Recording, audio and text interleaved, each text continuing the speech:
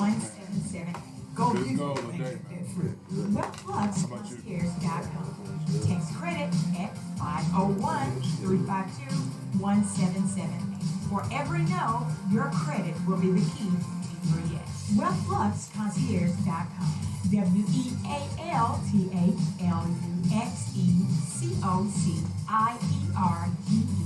WellPlusConcierge.com. For WealthLux Credit Solutions.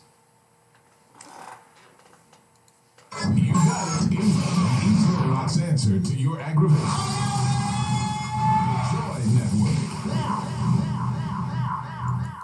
The views and opinions expressed today on Black Focus Radio are not the views and opinions of the station, its management, or its advertisers. Now, let's get ready to focus on our issues, our solutions, using our voices on Black Focus Radio. Welcome to Black Focus, the show designed with our community in mind, where we focus on our issues, developing our solutions, using our voices. Central Arkansas, surrounding areas, and the nation. Get ready. Black Focus starts right now. Phone lines open at 855-525-5683. So here's your host, David W. Coleman and Robert Webb. All right, what's happening? Get on in here. It's Black Focus Radio. Our issues, our solutions, our voices. 855-525-5683 is the number. That's how you get in touch with us. If you want to call, Robert doesn't bite. Robert is in the house with us today. What up, what up, what up? Hey, man, how you doing? Hey, man, look this up in this. Did you, scare the snow away? I did, man. That's what I was doing yesterday. Oh, okay. Well, you did a good job. You really did. It was, Arkansas, at least Little Rock proper, dodged a bullet. Because had that temperature been in a few degrees in the negative direction, boy, today would have been a mess. So that's something to be thankful for. But you can call us up at 855-525-5683. Hit us up on Facebook, YouTube, Twitter, and Instagram as well. Hello, LaTanya. How you doing?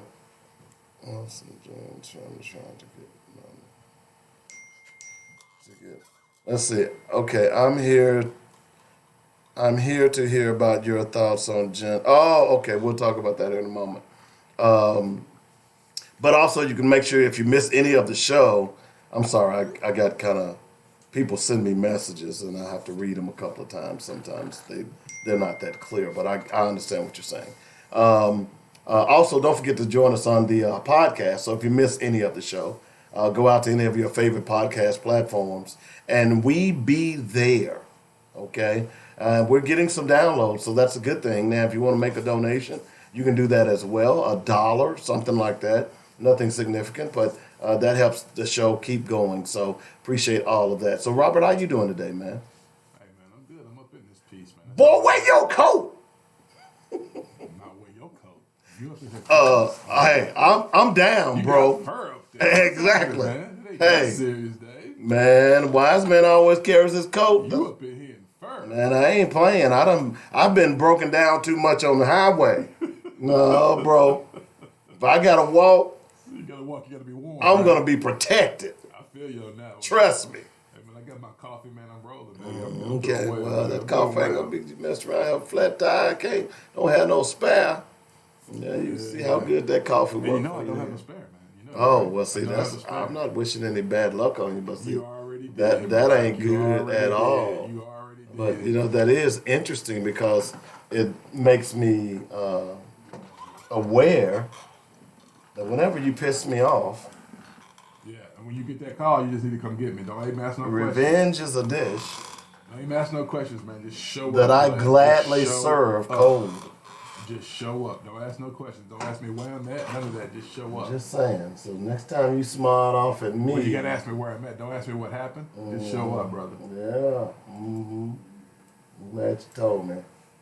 But we got a lot of stuff to talk about. There. Are you watching any of the impeachment stuff? I am not intentionally. I'm not watching it either. Well, let me take that back. I am watching bits and pieces of it. Okay. I think it's my duty as an informed voter to watch some of it. I dig. So, I dig that, bro. So So you got to watch. And here's the other thing: you should be making your kids watch it. Why so? Why would you say that? Well, shouldn't your kids understand how the government of America works? This is theater in the round, and this is a classic way to show an instance of government that is being put forth in the public that doesn't happen that often. So just to teach about, the government, I think it would. I remember, and the reason I brought this up, and we'll do Black Facts in a moment. I was in the, sixth grade when Watergate happened. Okay, so y'all watch those impeachment hearings? And Mrs. Mansker, who was my language arts teacher, made us watch parts of the Watergate hearing. And there we were as sixth graders. She said, I want you all to watch and see if you all can determine who's lying and who isn't. We are sixth graders. And, in retrospect... What did y'all say, the one with his mouth moving? Yeah, Nixon. But in retrospect, I got a feeling she was doing that so she could grade papers. But the point is that by watching it, we did learn the process. She did test us on it, too. She didn't tell us she was, but she did. But my point being is that particularly in our community, we are so divorced from the political system that when things occur or happen to us, we typically don't know what's happening or don't understand why it's happening. So, for instance, when the House voted to impeach, many black people were saying, oh, Donald Trump's been impeached, he's out of office. Not even understanding that there's a second process. Right. Okay? Not knowing it's just the House. Now you got right. The House votes and brings the articles. Well, the House brings the articles, and the Senate votes to remove him from office. Okay? Right. By bringing the articles, that's actually an impeachment. But in order to be removed from the office, the Senate has to do that. Okay? But a lot of our people, and we weren't the only ones, let's be realistic, but I don't follow a lot of white folks on my Facebook page. But as I looked at some of those, and it got to the point where I stopped responding to them, I didn't want to call them out and embarrass them, but bro, you got a long way to go, considering that the Republican Senate is in play here. But I just think that here is an opportunity to teach your young people about government. Yeah. Okay? Yeah. So I would be, certainly if I'm a teacher and I have access to a television or I guess a computer now, this would be a great exercise for your students to become aware of, because this is about their future, whether you agree with it or not, whether you're Republican or Democrat. So to understand the process makes you more apt to participate in the process. That's my point. That makes sense. So 855-525-5683. So I'm watching bits and pieces of it. I find it interesting. I find that I think the more that I learn about Republicans, the more detestable they become to me. And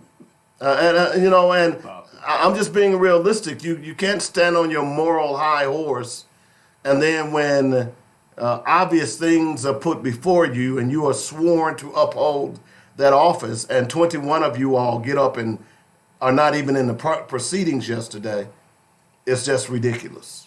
Well, so. I mean, we expect the Republicans not to be supportive of the impeachment process. I mean, we expected that. I understand that, but the fact of the matter is that this is a serious issue, and you ought to be in the hearings. You shouldn't be out milling around, picking your nose, or whatever else, or being on Fox News or anything else that you were doing, Marsha Blackburn. I'm just saying. All right. Yeah, but anyway, so, and by the way, see, we had a unique, because remember when we grew up, did they teach civics to you in we school? Had civics. Yeah, we had they don't even teach civics anymore.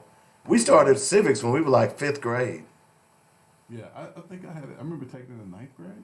Well, see, so they don't even. Seventh grade. So, how do you learn to participate in the political process if you don't even understand civics? The other thing that you did that we had that kids today don't have, we had Scholastic Rock, where it taught us not only math, taught us conjunctions and verbs and nouns, and also taught how a bill is made. I'm just a bill. Yes, I'm You a know, bill. so my point being is that part of the reason that politicians can go and do the things that they do uninhibited because they know that the voting populace is ignorant. So anyway, let's do our black fact. Dynamic Black Facts. Our culture, our history, our people. Got a lot of response from you guys yesterday when I did the 20 quotes from Dr. Martin Luther King that you wouldn't hear or you didn't hear on Monday. Glad you all enjoyed that. And I enjoyed tying it into the my presentation yesterday. The Equal Justice Initiative, we've talked a lot about them. And there's more and more information coming out about the Equal Justice Initiative. And again, I'm going to say it. Hey, Cliff, how you doing? LaTanya, what's up? How you doing? Schoolhouse Rock as well. Yeah, I got that. The more I read, the more... And see, part of the reason you got to learn this history is because once you learn your history, when the R word comes up, that means reparations, you won't be debating whether or not black people deserve it. You'll be in line with everybody else or fall in line with those of us who say it's long past time. So the Equal Justice Initiative put together a wonderful museum of all the black people who have been lynched in America. And today I want to talk a little bit about acknowledging how racial bigotry has disrupted so many lives. Thousands of people spent Martin Luther King Day in Montgomery, Alabama, confronting a truth of our history of racial injustice at the Equal Justice Initiative's Legacy Museum and National Memorial of Peace and Justice. The two sites are part of an attempt to launch a new era of truth and justice in America. The museum and memorial were built because, unlike other post-genocide countries like Rwanda and Germany, the U.S. doesn't talk honestly about the history of racial injustice. We don't discuss the legacy of the genocide of Native people by Europeans or the legacy of slavery. We lack institutions that are dedicated and focused to making sure a new generation of Americans appreciates the wrongfulness of what we did when we allowed racial terror, lynching to prevail, and when we created racial apartheid through segregation. As EJI Director Brian Stevenson explained in an interview on Fresh Air yesterday, it takes a consciousness of wrongdoing, a sense of shame about these horrific human rights violations to motivate people and institutions to ensure they don't happen again. I think there's something better waiting for us that we can't get until we have courage to honestly talk about our past. The so-called kissing case provides a powerful example of how racial bigotry has disrupted so many lives throughout history, often without an acknowledgement of the harm caused, much less an apology for it. In 1958, 9-year-old James Hanover Thompson and his 7-year-old friend David Simpson, both African American, were charged with molestation after a white girl kissed each of them on the cheek. Mr. Thompson was told his younger brother had happened on a conversation recorded from StoryCorps. We were playing with some friends over in a white neighborhood, chasing spiders and wrestling and stuff like that, Thompson said. One of the little kids suggested that one of the little white girls give us a kiss on the jaw. The little girl gave me a peck on the cheek, and then she kissed David on the cheek, so we didn't think nothing of it. We were just kids. The boys were arrested and taken to the police station in Monroe, North Carolina, where several officers beat them while they were handcuffed. They beat us to our body, you know. They didn't beat us to our face where nobody could see it. They just punched us in the stomach, our back, our legs. We were hollering and screaming, Mr. Thompson said.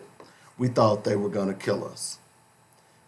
They were held in jail for 6 days before they were allowed to see their parents, and soon after they were sent to reform school with a possibility that they might be released before they turned 21. The kissing case, as it came to be known, drew international media attention and clemency pleas from the NAACP officials and Eleanor Roosevelt. Eventually, after 3 months of detention, James and David were pardoned by the governor and released. When James returned home, his sister recalled he was different. He never talked about what went through there. But ever since then, his mind just hadn't been the same. The Thompson family rarely talked about how crosses were burned on their front lawn and bullets fired at their house while James was in custody. I feel the hurt and the pain from it, Mr. Thompson said, and nobody never said, hey, look, I'm sorry. What happened to y'all? It was wrong. Most people in America know very little about slavery and racial terror lynching.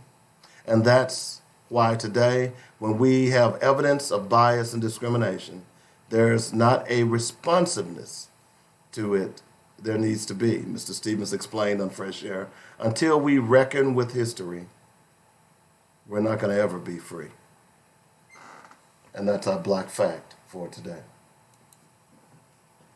To Black Focus Radio for more dynamic Black facts, our culture, our history, our people on JourneyRadio.com.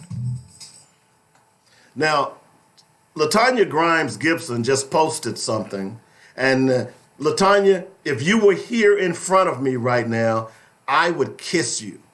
Really? What did she post? It's private. Oh. No, I'm just kidding.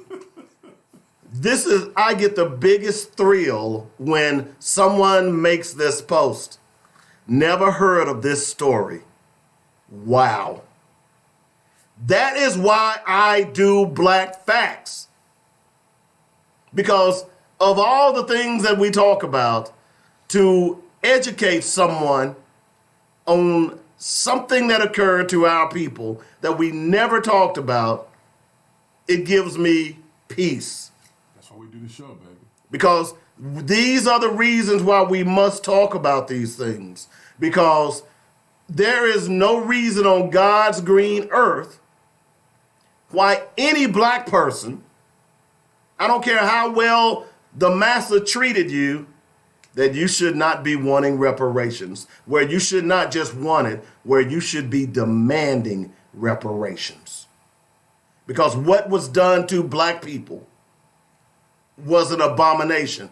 It was the most peculiar and heinous act to be committed upon a race of people in the history of mankind. And I want my damn check. If you would like to sponsor Black Facts, call me up at 615-554-0568 or hit me up on Black Focus Radio at gmail.com. Okay? So, but Cliff just said it's new to him as well. So that's what I love about this. Now, there's an in-depth story. If you go out to my wall, there's an in-depth story. This is part of the Equal Justice Initiative website. But inside this story, the full case, the kissing case, and the lives it shattered, and it was put on by NPR, and it shows pictures of both of the young black men who were, I mean, it was the white girl that kissed them. But again, you see an allegory here. You see a pattern of white people and white men as it relates to their white women. I don't care how you look at it. They will never get over the fact that black men sleep with, date, impregnate, and marry white women. They will never get over that fact. It has been ingrained in them from now. It's okay if white men rape and do whatever they want to black girls because they don't look at black girls and black women the same as they look at white girls and white women. Go look at it. Go look at the history. Go look at the history. So they'll never get over it. And then, of course, that subconscious fear of white genetic annihilation that we talk about so much on this show. Because if I, as a black man, impregnate a white woman, what color is that child? He black! I don't mean to be laughing. I'm trying to be serious. Yeah, you do, black. You mean to laugh. Yeah, because I like rubbing it in. It's kind of like that police officer we're going to talk about today in Miami who was Hispanic. And because he wanted a promotion, he checked the box that he was black. Have you heard that story? No. Oh, man, we're going to talk about that. But I'm just saying, folks, they will never get over the fact that their little white girls like black boys. I'm telling you. They might accept it, but they ain't happy. 855-525-5683. Do yourself a favor. Go out to the Equal Justice Initiative, or you just go out to my wall and look up that story, The Kissing Case. And Tanya, you've made my day today. So since we brought it up, let's talk about Javier Ortiz. Javier Ortiz. Who is this? Ortiz. Who is this? Javier Ortiz has been suspended with pay after claiming he was black. Huh? You got a picture? Yeah. There Javier is. Now, I will tell you this. I know I have my grandmother's father. Mm-hmm. If you look at this man on the picture, mm-hmm. he looks like a white man. Yeah. But he's black as all day. Yeah. Right? But if you look at him on the picture, he looks like a white man. Yeah. So my question is, explain what happened, because something had to happen for the brother to claim he's black. Let me just read the story to you, because you need to hear the story. And certainly black people down through the history, ever since the white man started raping black women, there were ones who looked white and passed for being white. Oftentimes, particularly in the early 1800s and 1900s. Days after claiming he was a black man at the Miami City Commission meeting, Captain Javier Ortiz was suspended with pay today, the Miami Police Department said. We can confirm that Captain Javier Ortiz has been relieved of duty with pay. Late last year, the Miami Community Police Benevolent Association unearthed records showing Ortiz had claimed he was a white Hispanic man when he applied to work at the MPD, but then claimed in 2014 and 2017 on paperwork provided to the New Times, Miami New Times, that he was a black man.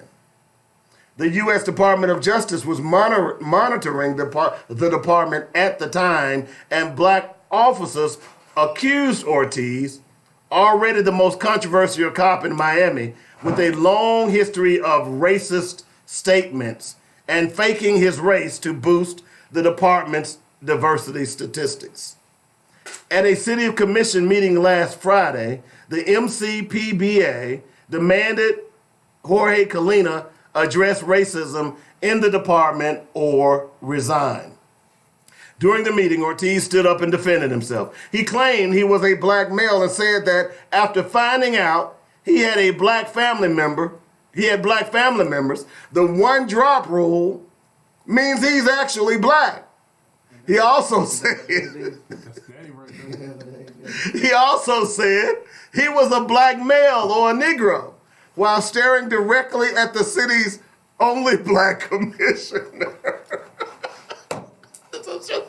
I'm sorry. I mean, this is just too good to be true.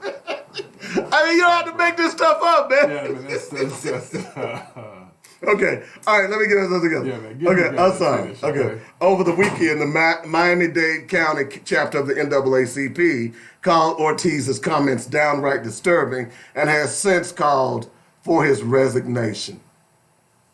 New Times asked MPD to exact reasons for suspending the former union chief, but the department declined to comment further. Ortiz did not immediately respond to a message from the Times, nor did the chief.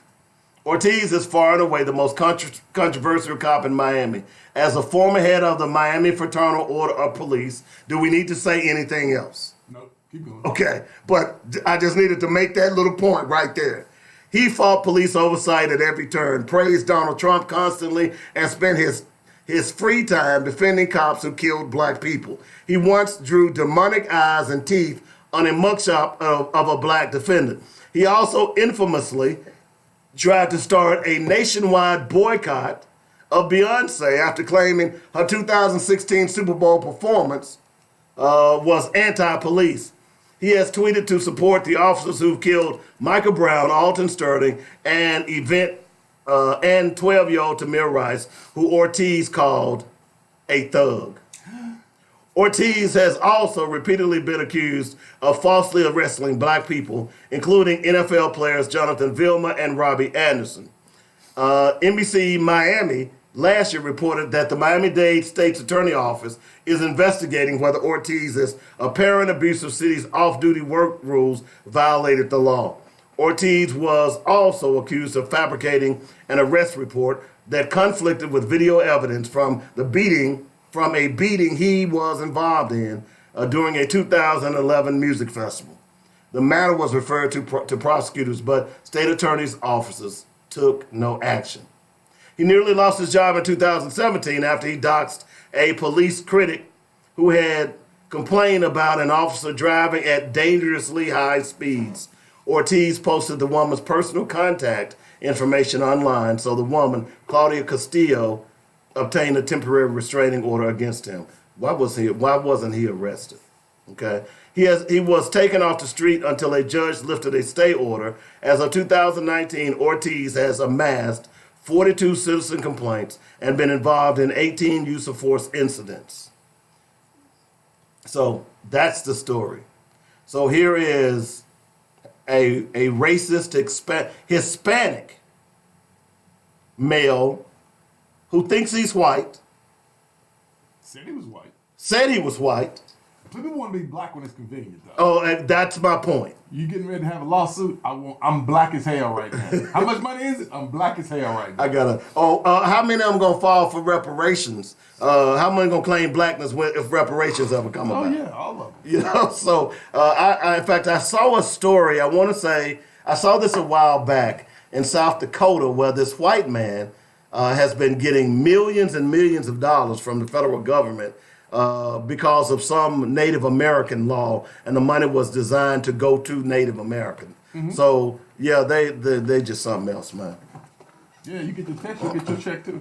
They just something else. I'm just saying, you know. But I find that interesting that he would be bold enough to stand up in a city council meeting and declare that he's a black man. And when I read another story where they actually went back and pulled up some of his applications.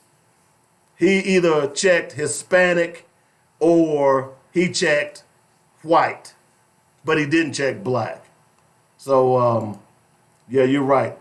When it's convenient for them to be black, you know, I saw a meme on Facebook that said, they want our culture, but they don't want us. My man Paul Mooney says it best. Everybody wants to be a nigga until they call you a nigga. There you go. Well, no, everybody wants to be a nigga until they start treating you like a nigga. Mm-hmm. So, I just found that was a fascinating I said story. that wrong. Everybody wants to be a nigga until they treat you like a nigga. Something like that. I gotta go back and find that quote. Go get the quote, and then you can go ahead and find that quote and be ready for the end of the show. You punk. I'm just saying, man. I'm just saying. You know what? You gonna pay for that today, I'm just saying. You know, so, but I just find that interesting. And then the fact of the matter is, why is this man even still on the force? And see, therein lies the problem right there. Is that apparently he's governed by a police union in Miami, just like many police are across this country. I need to know, what does a police officer have to do to get fired and lose his pension? I mean, what does he have to do?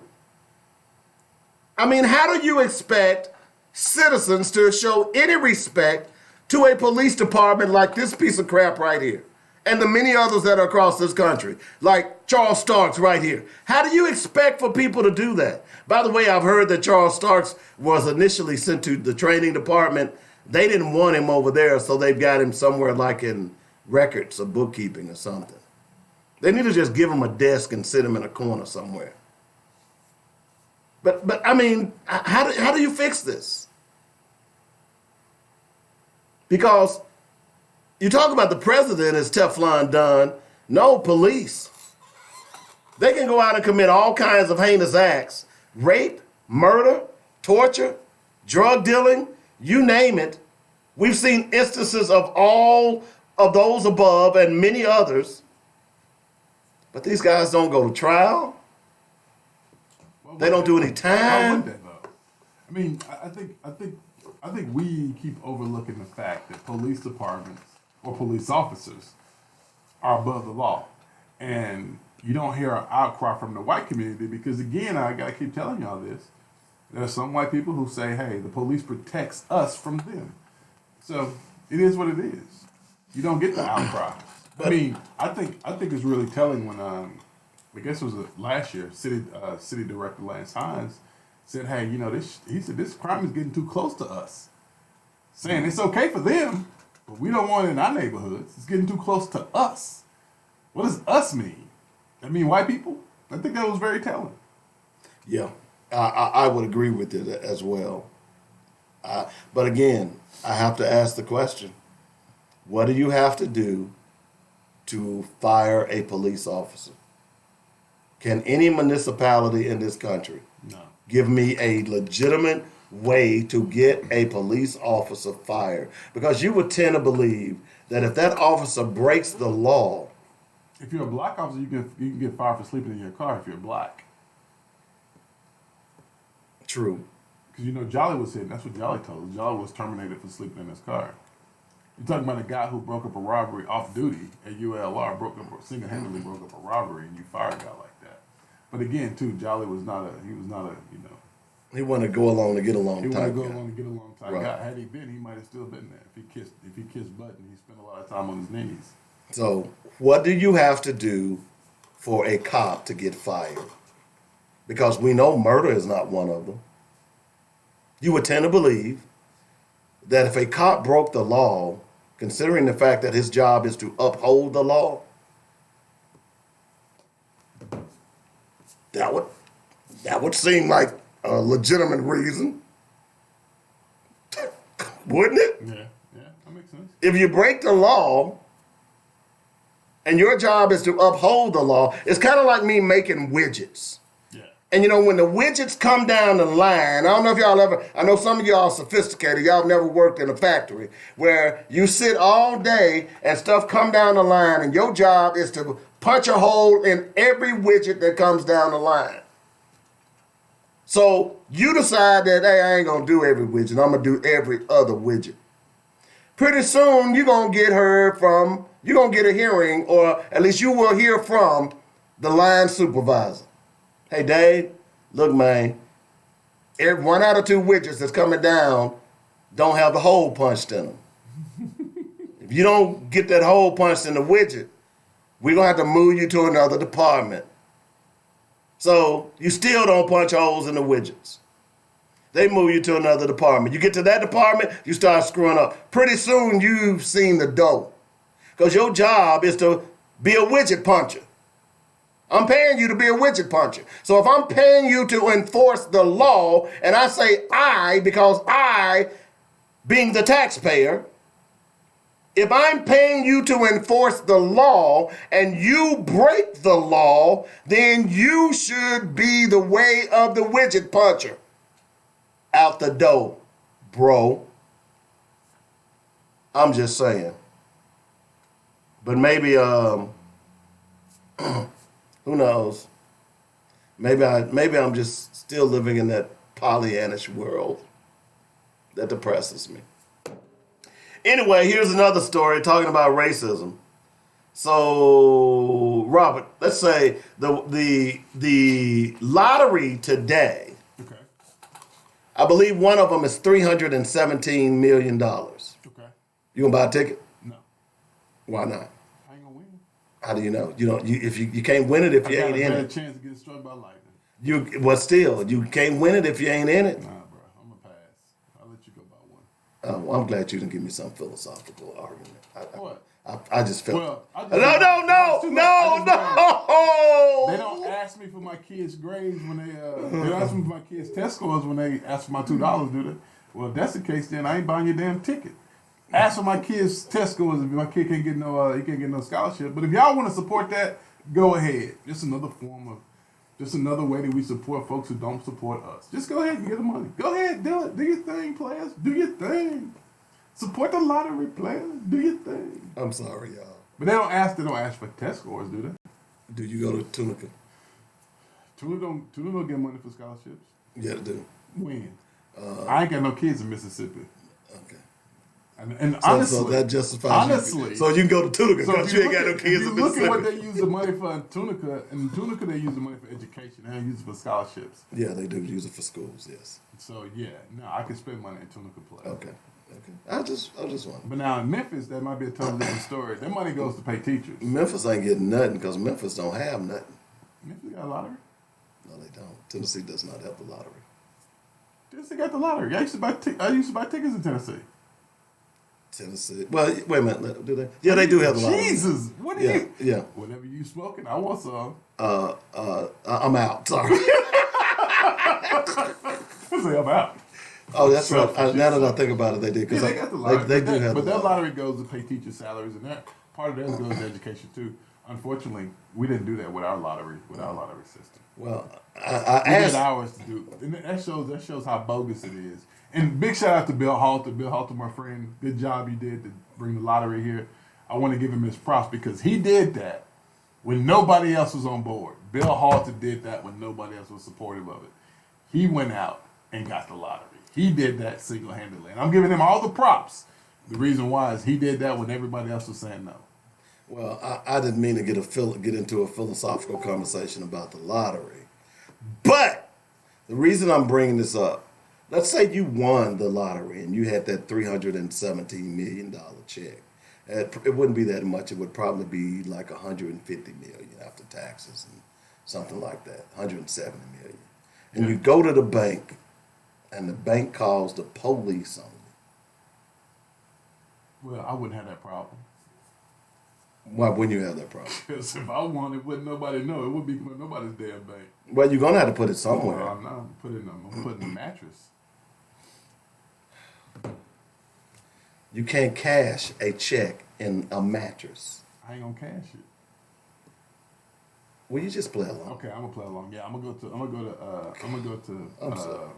Bank of America. I work hard to try to weave a interesting story on these shows. Okay, I'm ready. Come on, I'm ready. All right, I'm ready. Yeah, I'm gonna go to the bank. I'm gonna go to the bank and cash my check, Dave. Okay.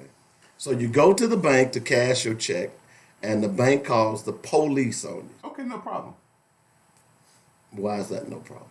Cause I'm gonna take my check, I'm gonna walk out, I'm gonna cuss all of them out. I'm gonna call them all kind of MFs and SOBs and Bs and Cs and Ds and Ws, and I'm gonna roll up out of there. And I'm gonna go to another bank. I'm gonna get on a plane and go to Philadelphia or New Orleans somewhere and stick it in one of them banks. Okay, yeah, I guess that makes sense. Well, Santori Thomas of Detroit recently won a settlement from his former employer after he slapped them with a racial discrimination suit. Okay. There's such an irony to this story. Okay. This week, when he went to the bank to cash the check, the bank refused to cash it and instead called the police on him. How much was his check? He won't say because it's a confidential settlement. Oh, Okay. He must got a nice little. Oh, yeah, he got a nice little piece of change, I'm sure. Now, Thomas says he's suing the bank, TCF Bank, for racial discrimination after the Livonia Bank refused to cash his check. Instead, the bankers called the police and started a fraud investigation, according to the Detroit Free Press. Thomas said he has been an account holder with that bank, that branch, for over 2 years. Okay? Thomas told the Free Press he was humiliated by the experience, which came after he was still reeling from the federal lawsuit he had lodged against his former employer, Enterprise Leasing Company of Detroit. He said while at the TCF branch, 2 officers questioned him and 2 others were outside of the bank on guard. I didn't deserve treatment like that when I knew the check was not fraudulent, Thomas said. I'm a United States veteran. I have an honorable discharge from the Air Force. They discriminated against me because I'm black. None of this would have happened if I were white. While at the TCF in Livonia, Thomas said he phoned his lawyer. This is what killed me about the story. Now, wait a minute. You just sued a company for racial discrimination. Yep. And you won. Yep. And I can see him walking like George Jefferson to the bank. You know? It's about to go down, player.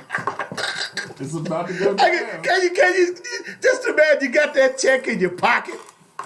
You done proved, I got him now. I told him. And you go into the bank like George Jefferson.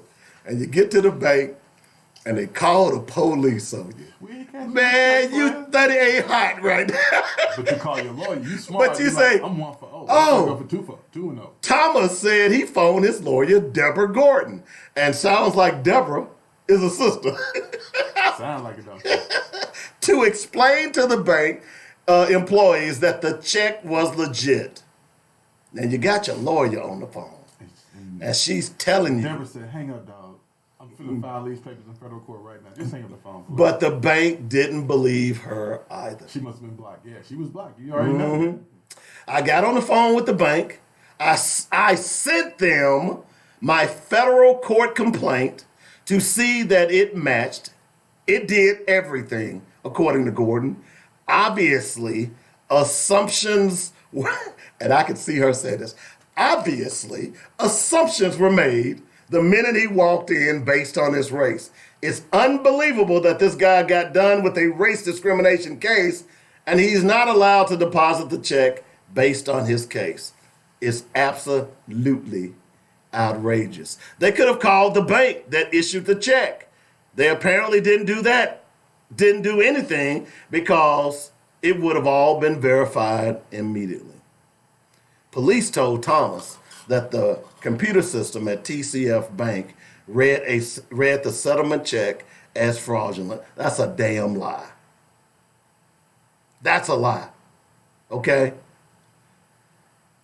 However, Thomas said that is doubtful since he had no problem at all depositing the check at Chase Bank in Detroit later that same day. Thomas said he opened the account at Chase and made the deposit.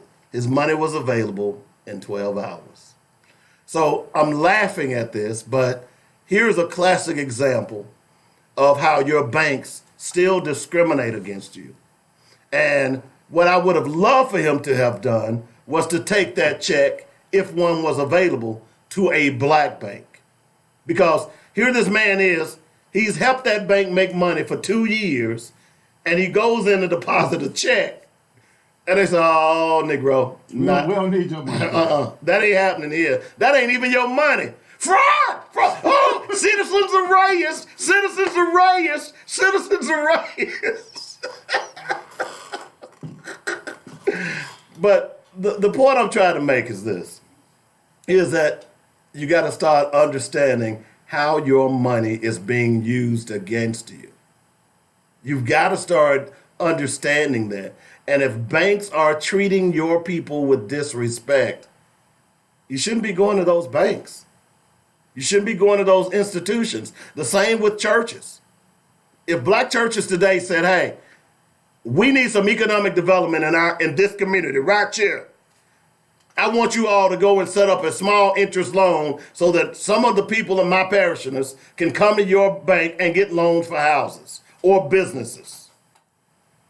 Bank said, well, sir, we can't do that. Okay, between my bank, Brother Johnson's bank, Brother Smith's bank, we got over $5 million that flows through your bank on any given Sunday.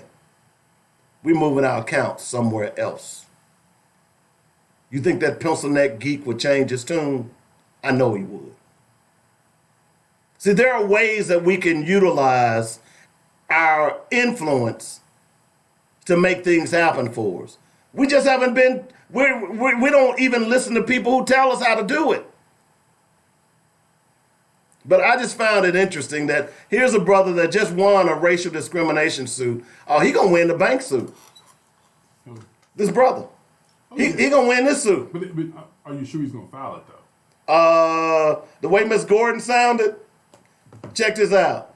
She ain't got to worry about getting paid. She already got her 1/3, so she know he good for it. You see what I'm saying? Yeah. You see, that's a money tree client right there. Just keep making him rich. You see what I'm saying? Just keep making him So rich. why wouldn't she jump on? I would if I were an attorney. You've already won once. He got money. I've already been paid because, when they have those settlements, Yeah. part of that money, you don't get the whole check. You do realize that, right? Right. They write you your check, and then they write that 1/3 to the attorney. Right, yeah. So you never see the attorney's 1/3. So she already done got paid. Well, I thought the attorney cut you a check afterwards. So they don't. No. That entity cuts that check. Now sometimes they will send it to the attorney, and he'll keep his 1/3. But most of the time, the entity cuts that check. Okay? So, but I'm saying is this attorney shouldn't have any problem pursuing another agreement.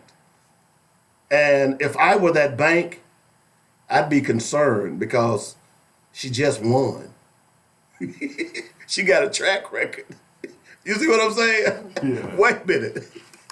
If I'm the attorneys at that bank, I'm calling Mr. Santora Thomas and said, yo, bro, we sorry. What can we do? What can we do? Right on. Yeah. You see what I'm saying? Yeah, man. Because see, she got a track record. Yeah. They don't want to see companies like this don't want to go up against attorneys who have those types of track records. Right. Yeah. She got a track record for winning. So I'm just saying, I just thought that was comical.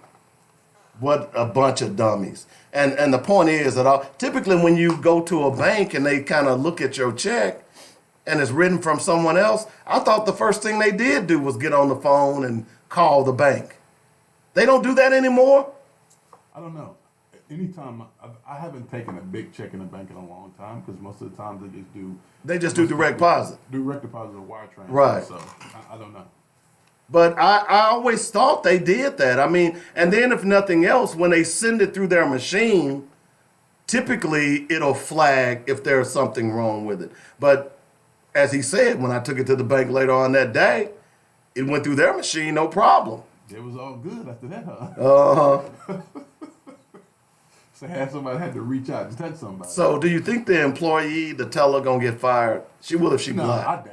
I doubt it. She will if she's I black. doubt it. I still doubt it. But tell her probably wasn't black Probably anyway. wasn't black, yeah, but I doubt it. They get fired, and usually what'll happen is they'll make a nice apology and they'll probably give her a bonus.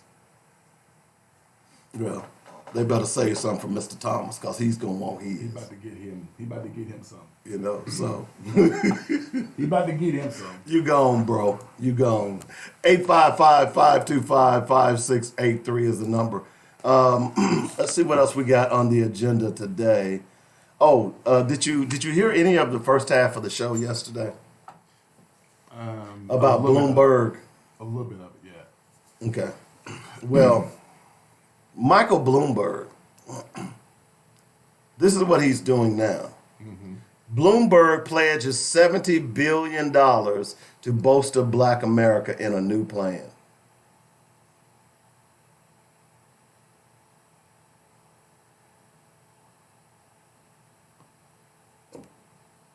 Finna buy you niggas. You about to buy y'all. Say, man, I've heard a lot of comments about Bloomberg. I've heard a ton of comments about Bloomberg, and everybody's talking about the money he's throwing around. And for me, I don't know. I can't get over stop and frisk. I'm sorry. I mean, somebody in that room had to be saying to you, "This is a bad." Did you hear the statistics I read yesterday? I didn't hear that part. At the time that and this is what shocked me. I didn't know this until I read that article and presented it on the show yesterday. At the time that he did stop and frisk, it was documented that there were over 168,000 stops. There was only, at the time, 158,000 minority males. What? Yeah. So they stopped more black males ages 14 to 24 than there were actually those living in New York City. Wait, what? Say it again. They had 168,000 stop and frisk stops documented. Okay. At the time that they were instituting this policy, the targeted generation or the targeted people that were under the auspices of stop and frisk, 14 to 28. 14 to 28, young Black and Hispanic males, there were only 158,000 that actually lived in New York City. No, Dave. Really? I got a Dave. No. Hold on, Dave. Yeah. I read the Are you article serious? yesterday. I'm very serious. Okay? New York got like billions of people living in New York. I'm just going by the statistics. So in other words, they stopped more people than actually lived in that city. So for Bloomberg, see, here's and my argument yesterday was this, that rich white people don't give a damn about poor black folks. They don't give a damn about poor folks, period. But especially for poor black folks.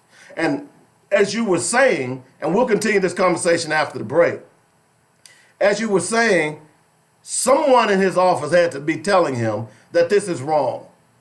In fact, the ACLU actually ended up filing a lawsuit. So certainly they were telling him it was wrong. It was unconstitutional. But he said that he did it because he was trying to help black folks. Remember me bringing this up last week? Like Bill Clinton did when he was trying to help black folks with the crime With the bill? crime bill. He was trying to help black folks. And he used white folks trying to help the black argument folks. that when he took office, they had 650 murders per year. By the time he left office, it was down to 300.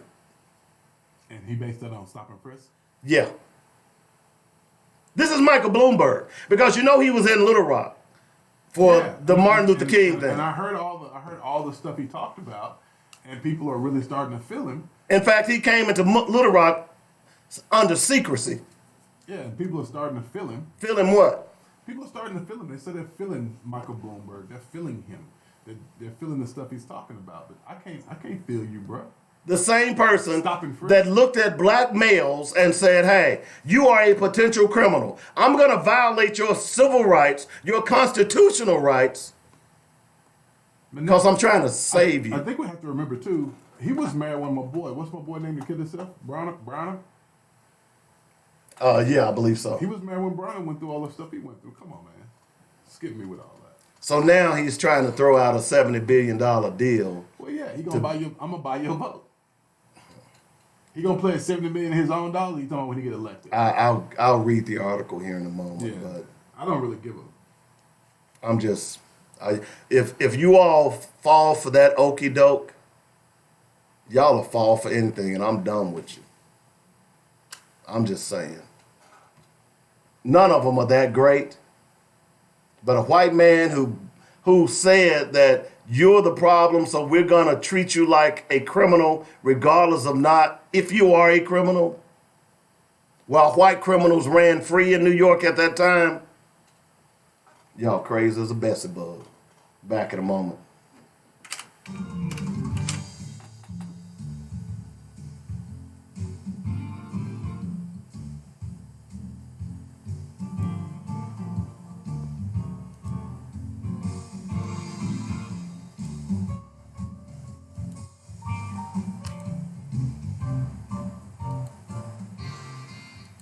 The law offices of James F. Swindoll. Let's see if I can find that article. Because I was stunned at that stat, man. That larger law firms cannot offer. Our experienced attorneys have brought hundreds of cases to verdict in state and federal court and recovered millions for our clients. If you or a loved one have been injured or have property wrongfully damaged, we may be able to help. Do not hesitate to contact our firm anytime for a free attorney consultation. Call 1-800-848-1290. That's 1-800-848-1290. Or email inquiries at arkansas-personal-injury.com. Our law offices are centrally located at 212 Center Street in Little Rock. That's the law offices of James F. Swindoll. Personal injury and products liability attorney serving Arkansas since 1977. Mitchell Funeral Home welcomes all of Arkadelphia and Arkansas to connect with a family-owned and operated service provider in Clark County since 1966. At Mitchell Funeral Home, they understand that the funeral is a celebration of a life and legacy, so the entire staff takes great pride in the caring, personal, and professional services they provide. Cremations, funeral planning, burial policy, life insurance, notary, and monument sales are just a few of the services they offer. Flexible packages are available as well. Mitchell Funeral Home appreciates the trust and confidence placed in them and will continue to enhance their services so as to serve you better. Call now. Get connected. 870-246-2611. That's 870-246-2611. Call, click, or come by. MitchellFuneralServices.com. Don't wait till we're needed. Call us now. Let's walk through this together. 870-246-2611. It's quality you can appreciate and service you can depend on at Mitchell Funeral Home.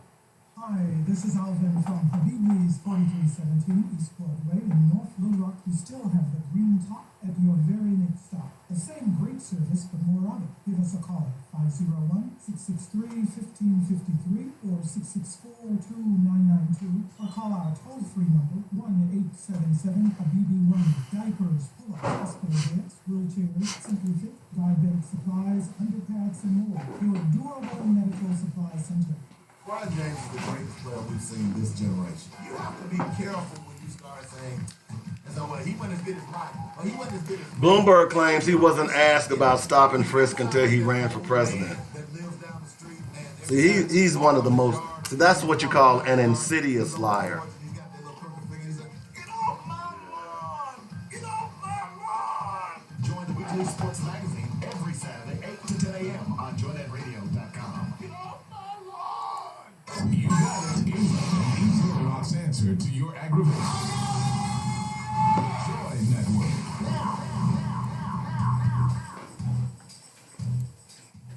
The views and opinions expressed today on Black Focus Radio are not the views and opinions of the station, its management, or its advertisers. Now, let's get ready to focus on our issues, our solutions, using our voices on Black Focus Radio. Welcome to Black Focus. I got these the show numbers. I'm gonna read designed them with to you. our community in mind. where I got we these focus numbers. I'll on read them to our you. issues, developing our solutions, using our voices. Central Arkansas, surrounding areas, and the nation. Get ready. Black Focus starts right now. Phone lines open at 855-525-5683. So here's your host, David W. Coleman and Robert Webb. All right, welcome back to the show. We're going to get. I do want to talk a little bit about the Botham John family. I do feel sorry for them, but I bet you won't hug another person. I'm just saying. Why you feel sorry for them? I don't feel sorry for them. You know. You got what you deserve. So I will bring that up here in just a moment. But we closed the last hour with something that shocked Robert as much as it shocked me when I first read it, and this is why you should not be even entertaining Bloomberg.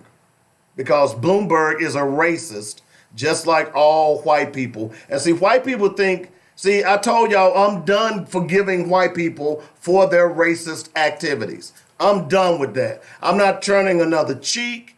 And look, even if you cut me a check, I'm still going to look at you out the corner of my eye. So I don't care. And then the bottom line is Bloomberg with this stop and frisk pretends like nobody even told him it was bad. Look, your subconscious should have said, hey, why am I going to single out a group of people and institute a policy? So one of the statistics that I talked about in the last hour shocked Robert. So here it is again. Because when I read it yesterday, I was floored.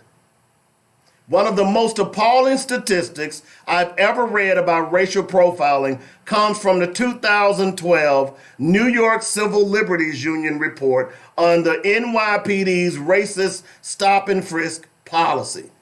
In 2011, the NYPD searched 168,126 young black men between the ages of 14 and 24.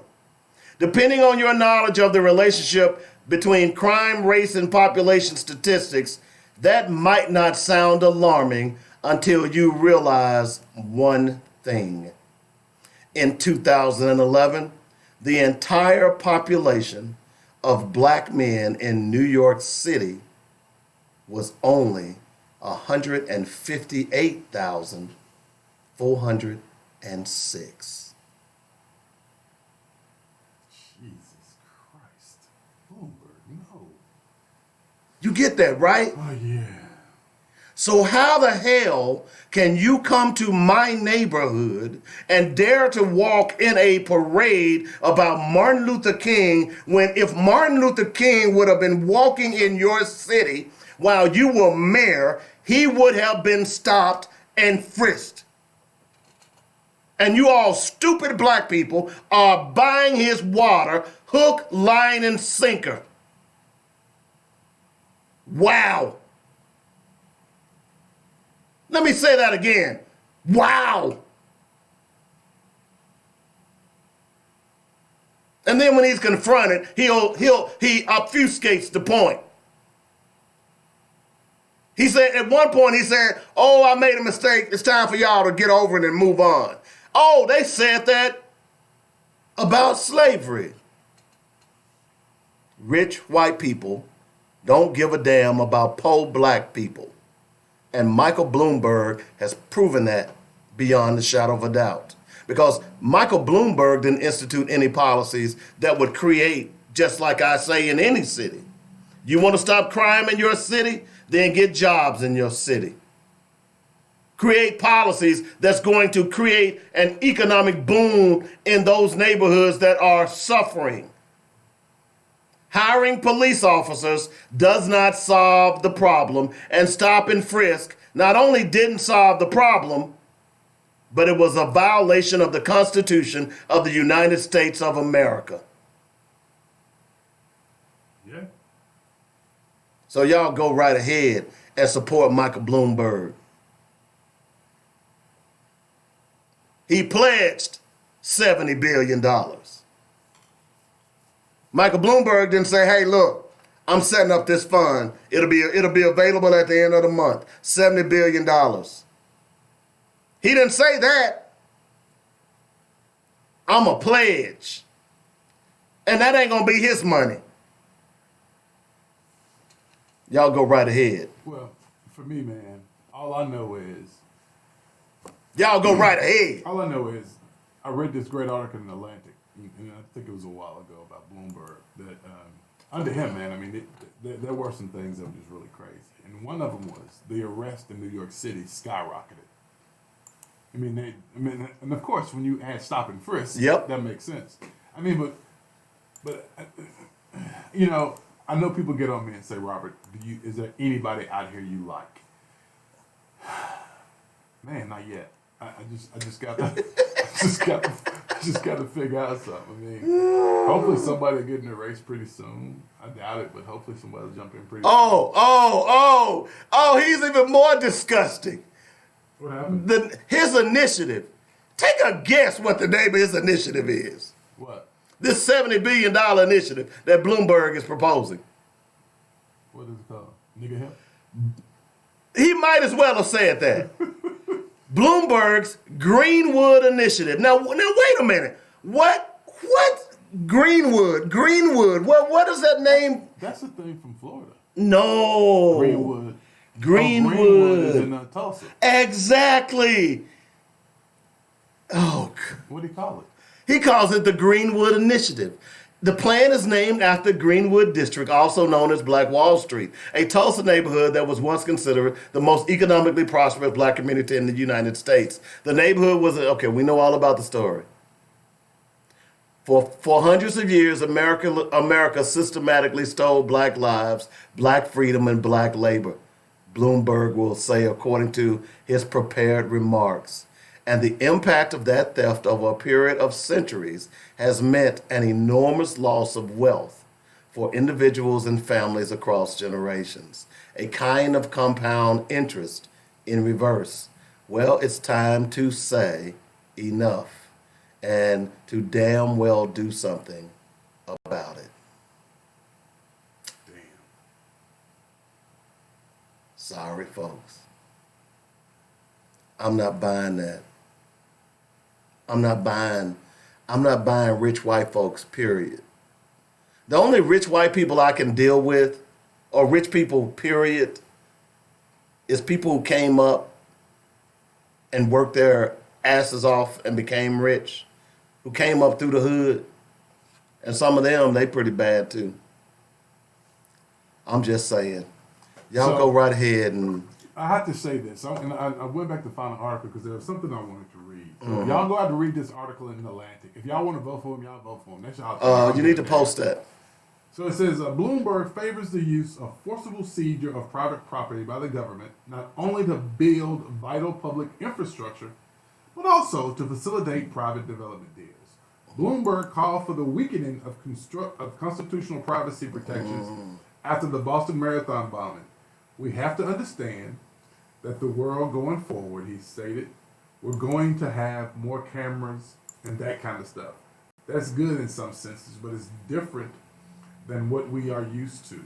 And the people who are worried about privacy have a legitimate worry, but we live in a complex world where you're going to have to have a level of scrutiny greater than you did back in the olden days, if you will. And our laws and our interpretation of the Constitution, I think, have to change. See, when people start talking about our interpretation of the Constitution got to change. See, as a black man, I get nervous because I know what that means. When you start talking about civil liberties, I hold my hand up because I know whoever you looking at now, I'm next. I already know. I already know. And see, he has a track record of attacking your civil liberties with stop and frisk. He has a track record. There is no reason why anybody black ought to be supporting Bloomberg. Period. Y'all are a damn fool, man. Hold on. Y'all are a damn fool. And he cannot be trusted to respect the civil rights of Muslims, as he illustrated after 9/11, when he proceeded over blatant religious profiling, starting shortly after the attacks. Tanya said, hey, Robert, since you're a capitalist now, you need to get that Bloomberg money. Nah, just some Zing! just some things a brother can't do in good conscience, y'all. Just some things I can't do in good conscience. Well, That's one of them. I'm just saying, Michael Bloomberg ain't the way. He ain't the way, folks. Sorry. Y'all go ahead and vote for him. Sorry. But anyway, let's see. So we covered that. I do want to cover this Botham Jean thing real fast. And personally, and Tanya, you brought this up, but part of the reason that I have not talked about the story any longer is because I'm kind of like Robert.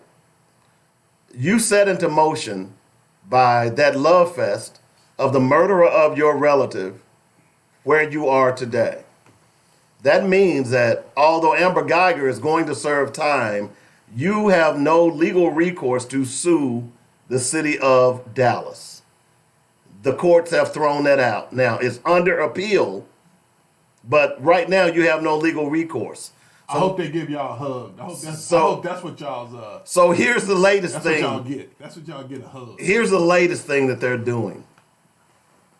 They're suing the apartment complex where Botham Jean. For what? Now you just look stupid. Okay, we can't get them. Can we sue the 911 operator?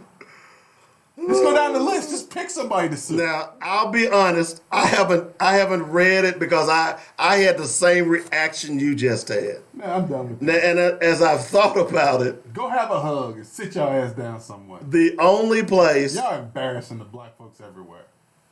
that they could possibly make an argument, I'm assuming, is that there was a faulty door. That's the only way that they could possibly, in my opinion. I'm not an attorney, but I did stay at a Holiday Inn a few weeks ago. I'm not even gonna have this conversation with you, man. I'm bringing it up because one of our listeners wanted to know what our thoughts were. Judge, let me tell you what my thoughts are. Hell with them. Y'all hugging on folks, go ahead, you get what you deserve. Hug on, player. I hope y'all get a hug. That's what I hope y'all settlement is. Judge, what do you find? I think that everybody should give the Botham Jean Hug it up. Hug it up. Come Give 'em on. hugs. Get it on in here. Hug it up. Oh, cozy. Group hug. Hell Group with hug. y'all. Yeah. Y'all gonna hug. Y'all gonna hug her. It's We know she ain't trying to kill him. Mm-hmm. Okay, well, good. The police department said, "Thank you very much for saying that." We're off your. You can't even sue him. Can't sue him because y'all said we know she was. You can't even sue him. You. What you basically did was destroy You killed your case. your civil case. That woman killed that man with a city issued weapon. Yep. And the city should be liable. Issued uniform. Yep. Now, this is what I've always been told. Police are on duty 24 hours a day. Yep. Right? Yep. Now, this woman walks into this man's house, shoots him dead in his own house, and for some reason, they let the DPD off. They say, "Hey, D, y'all good. Yep. Y'all good." Mm-hmm. But you know why they did that, right? Mm-hmm. You walk around playing all nice and hugging and folks. Y'all thought y'all was already paid. They taught y'all a lesson. No, y'all, you know what y'all settlement gonna be? Hugs. Hugs. I don't mean to be laughing, but We're gonna grant I'm you laughing. 3 million hugs. Just come down here and get them whenever you want. Hug it up. Hug it Come down here and up. get them whenever you want. You're not feeling well today. Come on, get a hug. Come on, get a hug. Come Come here. on, hug it up. You think about Bochum? Come down here and get a hug then. I'm just saying. I don't feel. I feel nothing for him. I don't feel either. nothing for him. You get exactly what the hell you deserve. I feel. And, I bet your ass won't hug nobody else.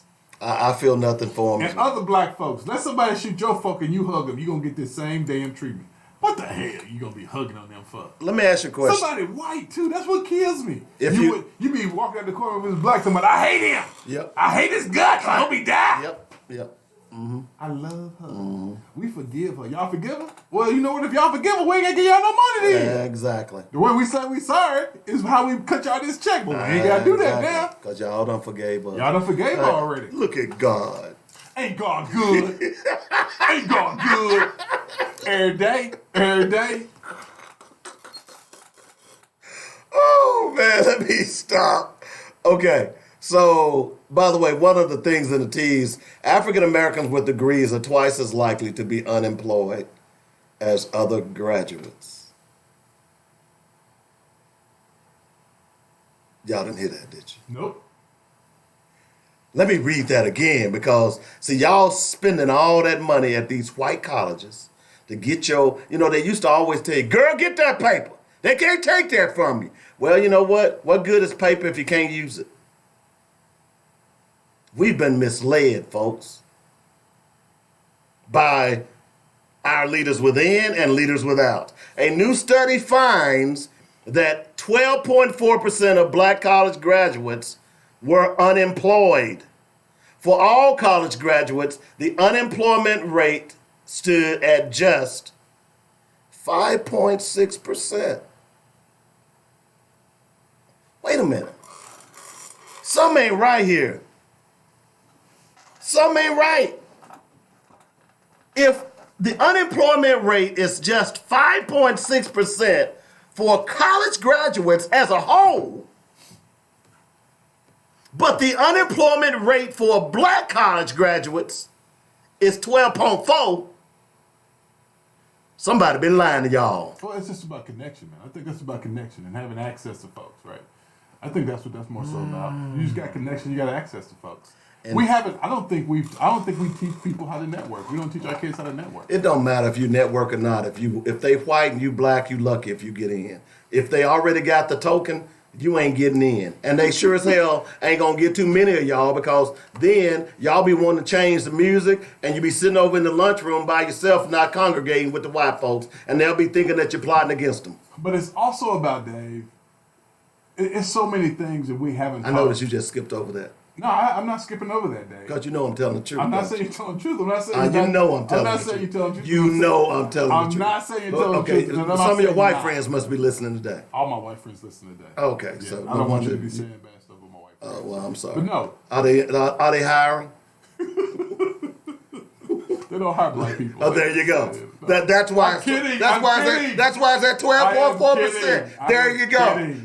We're through it. In every joke, there's some truth. I am kidding. In every joke, there's some truth. In every joke, there's some truth. I am kidding. Mm-hmm. I'm kidding. How many black folks they got on this stuff? I'm kidding, Dave. How many? I don't know, Dave. Have you seen any black folks when you went over to their businesses? I don't know, Dave. Oh, they usually have the surly little black woman that's at the desk. He ain't here. Can you take a message? Well, I guess. Dave, that's not how all black folks are. That's not how all black folks are, Dave. No, seriously. I think there are a couple of things when we start talking about this piece anyway. I think there are a couple of things that come into play here. I think the first one is we haven't taught our kids how to network. And network with who? Just networking, period. Just networking with everybody. Because, hey, a lot of times getting these jobs is more so about who you know than what you know. And so if you're able to know somebody, it depends on what kind of job you're going for. We aren't always networking. And so I think sometimes... So that means networking with white people. Not just white people. Black people, too. Hispanics, everybody. You never know who has what, who has access to who, right? So you're always trying to reach out and touch somebody. Look, once they fill their quota, your black ass ain't getting in. Dave, stop. That's not always true, Dave. Dave, sometimes you really trouble me. Let me say this. Let me just. I'm gonna read this again. In 2013, the most recent period of unemployment data are available by both race and educational attainment. 12.4% of black college graduates between ages 22 and 27 were unemployed. For all college graduates in the same age range, the unemployment rate stood at 5.6. The figures point to an ugly truth. Black college graduates are more than twice as likely to be unemployed. But you say they ain't networking. I would say, Dave, that there are a lot of reasons other than just... So you're laughing at yourself. No, I'm not laughing. I'm laughing at you, man, because you're trying to... There you go. You blame it on the black man. No, seriously. Okay. Okay. Mm-hmm. What I really want to say, because I'm trying to have a talk show with you, but you're not going to let me do that today. So let me say what I really want to say. What I really want to say is the reason they don't have jobs is because they haven't created any. So if you don't go out and create jobs for other folks who look like you, then yeah, you're gonna be in the unemployment line. Again, we read. That ain't what you said earlier. We read all these studies that say people are comfortable hiring people who look like them. That's what we read. That's what they tell you. People are comfortable hiring people who look like you. So unfortunately, if you go in for an interview and it's, I don't know anything about quotas. I can't say that. I can't say that. Maybe I benefited from a quota. I have no idea. But I don't know enough about quotas to say that that's what they do, right? But I do know that when I go to nonprofits and I look around, I see a lot of white people and I see one or two black folk. That is common. I'm not saying that's the case in all instances, but I'm saying in the places that I've been, let me ask you a it is question. pretty consistent. Just off the top of your head, what percentage? Break it down in percentage. Percentages of what? When you go to those places, any place, and you see all white people and one or two black Probably people. 95.5. 98, 2%, yeah. But yeah, I mean... Let me read this data again. But Dave... 12.4%. Okay, Dave. You just made my point. But yeah, but again... And then we also need to find out what kind of degrees they're getting. See, so you just did a white man Republican dirty trick right there. What are you talking about? Well, see, the problem is that maybe they're not getting the degrees in the areas of technical science. Well, my question is, do they have a degree? Some people think you go to college and get a degree, you just get a degree, you just do whatever. And that's not always the case in most fields. Most fields want a specialized degree that lets them know that you have the background to facilitate the job at hand. No, they don't. Yeah, they do, Dave. Most of the people that have jobs didn't really work in their fields. And that's why everything's screwed up, Dave. No, it isn't. Okay. I'm giving you a hard time, but listen, seriously. This ain't bothering me. Seriously. I can handle your stuff. I brought a raincoat. There you go, man. I'm just giving you the truth, man. If you don't want the truth, then that's not, That ain't that's the- not on me. Look, I know you're trying to curry favor with your friends. Why are you saying that? Your little colonizer friends. Man, hey, my white friends listen to the show. They like me. They love you. And they like the show. If they love me, they never invite me to a drink. Well, I didn't say they love you that much. I Oh, said okay. they love you. I didn't say they love you that much. Okay. I'm just simply saying is that, and the point that you're trying to make, and the point that the reason I'm bringing up this story, black women, we've talked about this, are the most degreed minority in America. Right. So it boggles my mind that we don't have more in our communities as it relates to businesses and things of that nature. So, and that's really why I'm bringing this up, because you made the point, is that you're right. I've made that point as well, is part of the reason there is some innate biases to hiring. So, and I'll use this simple example. If I open a little corner grocery store and I need some help, the first thing I'm going to do is talk to my friends who have children. Do you know a 16-year-old kid who want to work part-time in my store? My circle are majority black people. So that means that I'm going to probably hire a black kid. The same thing happens in communities across this country, regardless of their ethnic background. So the difference is that those communities are starting businesses. They have business developments in their communities. So they can hire Johnny or Sally. But in our community, we can't hire Bumquisha because we don't have those businesses. And Bumquisha is a real name, by the way. Yeah, I'm not even hearing you today. I'm just saying. So I just thought that was interesting. So the bottom line is you need to start paying attention to what you're going to college for.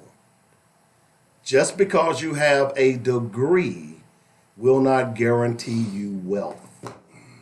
But who said it would, though? Where did that come from? But Who said it would? that came from a lot of our people in the 60s. Girl, go get that paper. They can't take that away from you. Well, yeah. But hell, I'm unemployed. Yeah, well, you got to remember then, too, that was a totally different time. And that's when we were all being told that, you got guys who had master's degrees in engineering who couldn't get an engineering job. Exactly. And who were running elevators, right? Exactly. And so they passed on to their kids, get a degree, and take one of their jobs. So it makes sense that these things are still happening because that mentality has been instilled in generation after generation. I so agree. That makes sense to me. I mean, it all makes sense.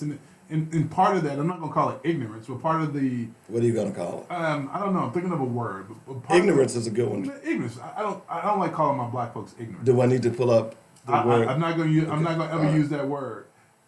I think the reason black folks are misinformed is because we never... If I'm misinformed, then I'm ignorant. We've never taken the opportunity to sit back and think about or to look at... Will you stop, man? Jesus Christ. We never take the time to sit back and look at it, man, and look at the impact of creating jobs within our community. Is ignorant an adjective or verb or noun? Oh, Jesus. It's an adjective, Dave. Yes, it describes, right? Yeah, Dave. Okay. So according to Webster, lacking knowledge or awareness in general. That's ignorant. If we're going to converse... I'm not going to use that adjective to describe my black folk. I'm not going to use that adjective to describe my folks. I'm not going to do that. Let me just say this. Go ahead. I'm going to use it to describe... Do you even like black folk, Dave? Sometimes. Because you act like you don't like black folk today, man. Sometimes. Right now, they're really getting on my nerves. So, you in the housing business, right? Okay, yeah. David Coleman is ignorant of that business.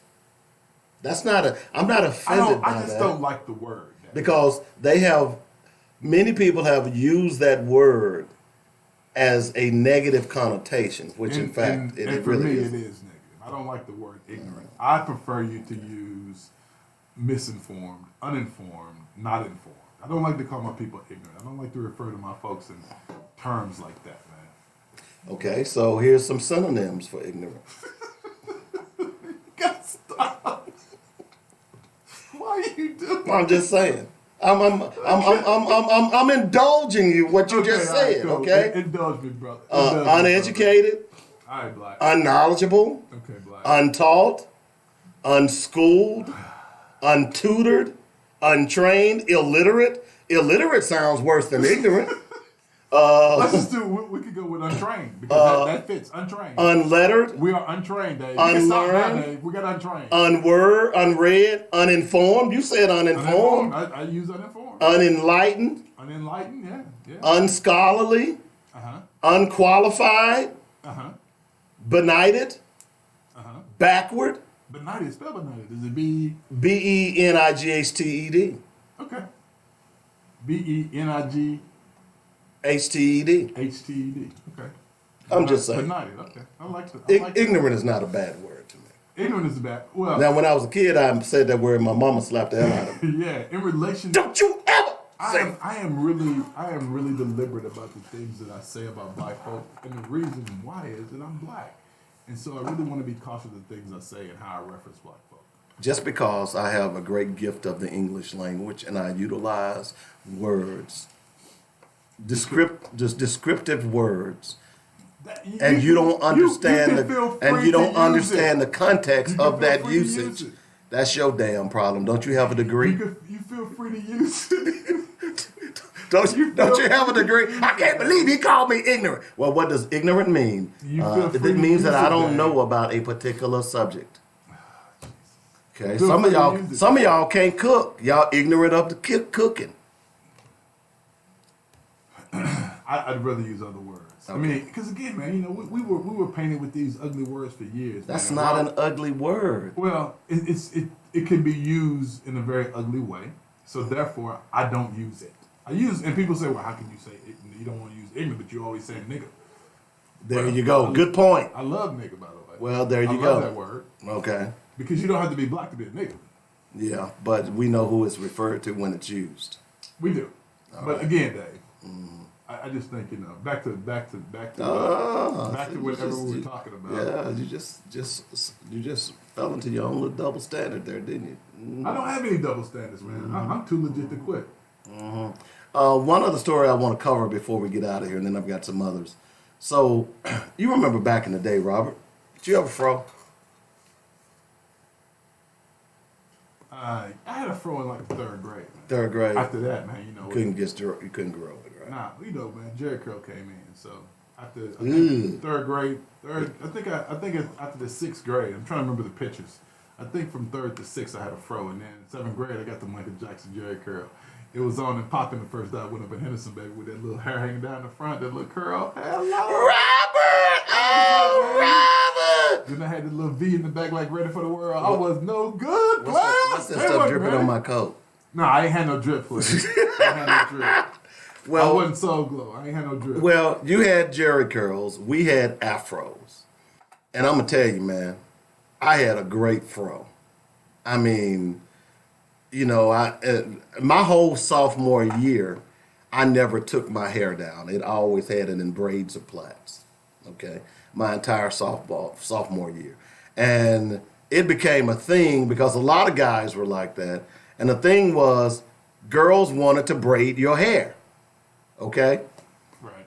That was the thing. They liked for you to lay your head in their lap so they could braid your hair. And then, of course, there were fights because your girlfriend wasn't braiding your hair, and you let some other girl braid your hair. And gotta get your hair braided. it was, you know, well, you wouldn't braid my hair. I needed my hair braided, Gotta you get know. that braid on, player. Gotta get the braid on. So I remember my senior year. My senior year was I was going to wear my hair down as much as I could, except for during football season because the helmet would tear my hair up.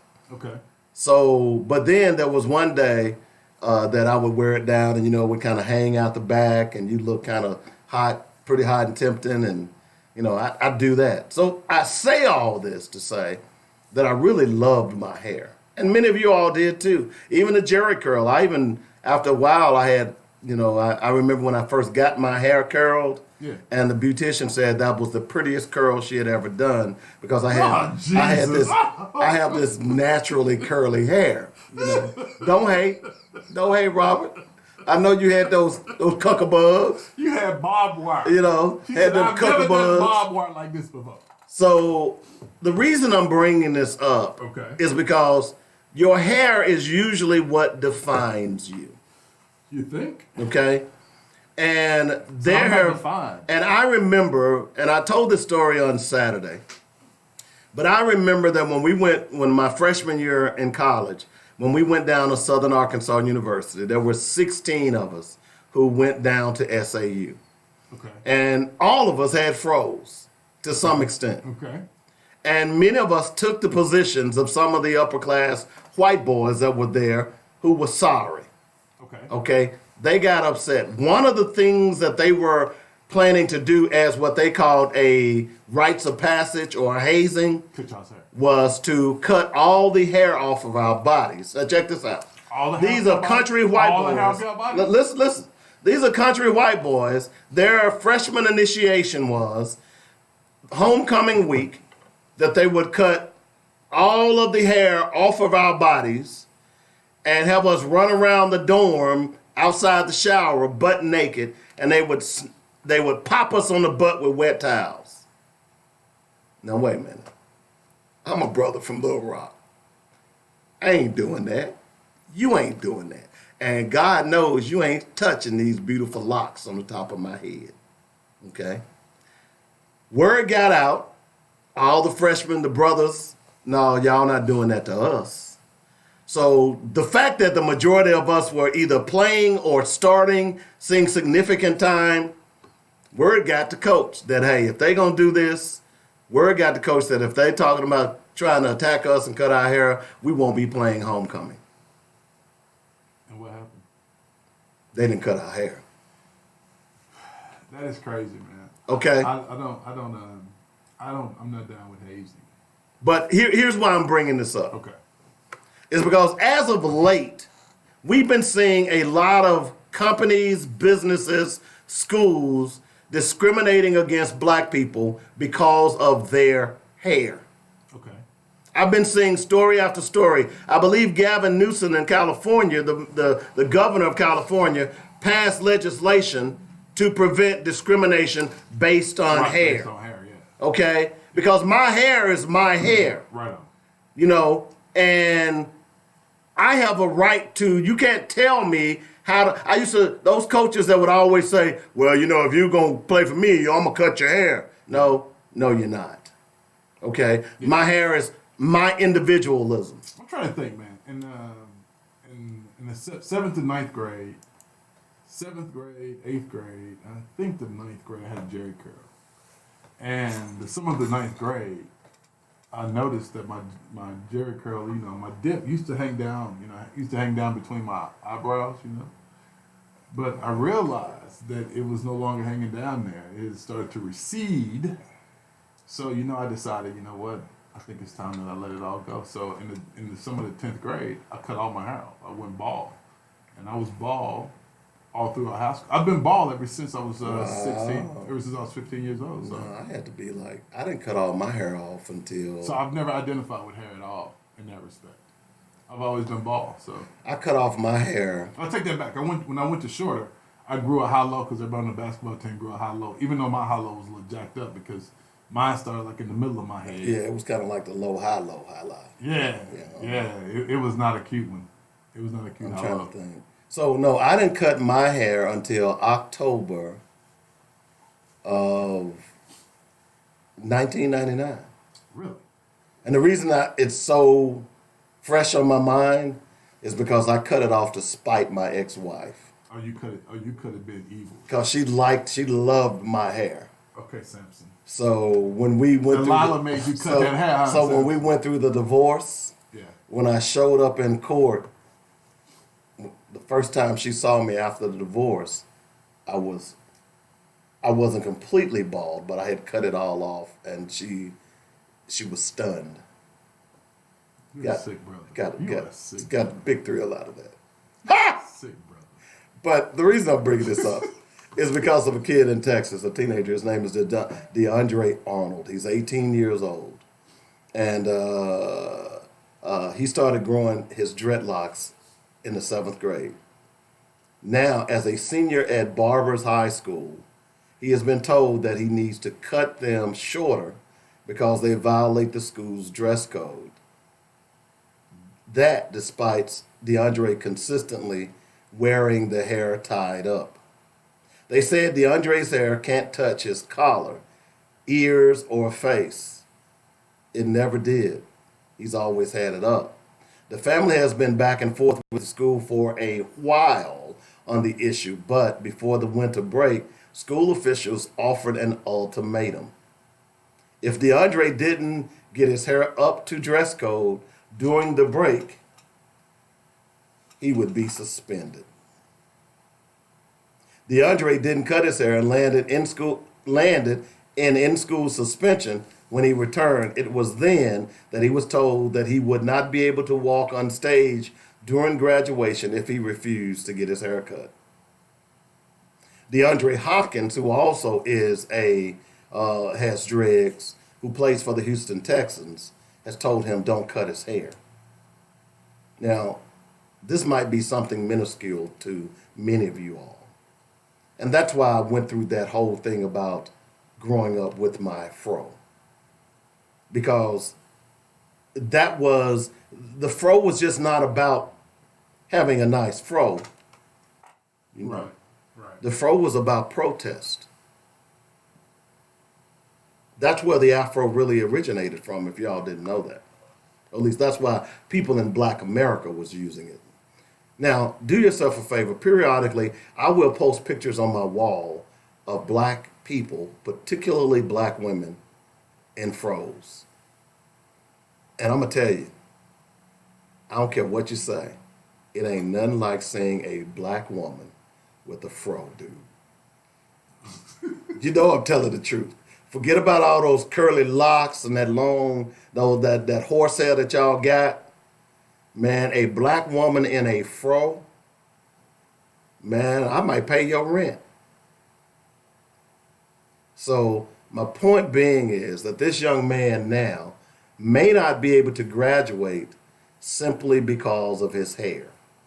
So my question to you and those of you who are listening, would you make your son cut his hair?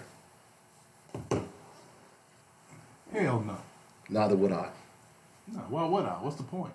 I wouldn't make him cut his hair at all. And if I'm DeAndre Hopkins and all of you football players who are talking about don't cut your hair, send them an attorney. No, not gonna do that. So you got to learn that nobody spends their money to fight the system, because guess what? Guess what? Chicken butt. They plan for the system. Well, Nobody's going to spend money to fight the system. So if you ever notice, you hear about people talking about all the wrong things that happen to people, right? Mm-hmm. And we know that these things are not happening in isolation. Now, people with money could easily eradicate these things if they created some kind of legal defense fund, right? right. But do you ever have them do that? No. You know why? They do not want to be cut off from the tit. You cannot fight the system by which you are paid from. You benefit from that. That's what I'm talking about people benefiting from my misery. You benefit from my misery. You're benefiting from it. Police officers, I mean, you just look at however you want to look at. Everybody who owns a nonprofit, they benefit from my misery. Look at it. They benefit from our misery. We don't even benefit from our own misery. Economically, we don't. We don't benefit. They're just misery merchants, man. Nothing more. Plain and simple. Straight misery merchants. Every day, all day. Okay, I'm done. Wow, that was really depressing. It is what it is. But you're right. Because you're right. Because here's the one thing. Jay-Z is now fighting in Mississippi. Think about it.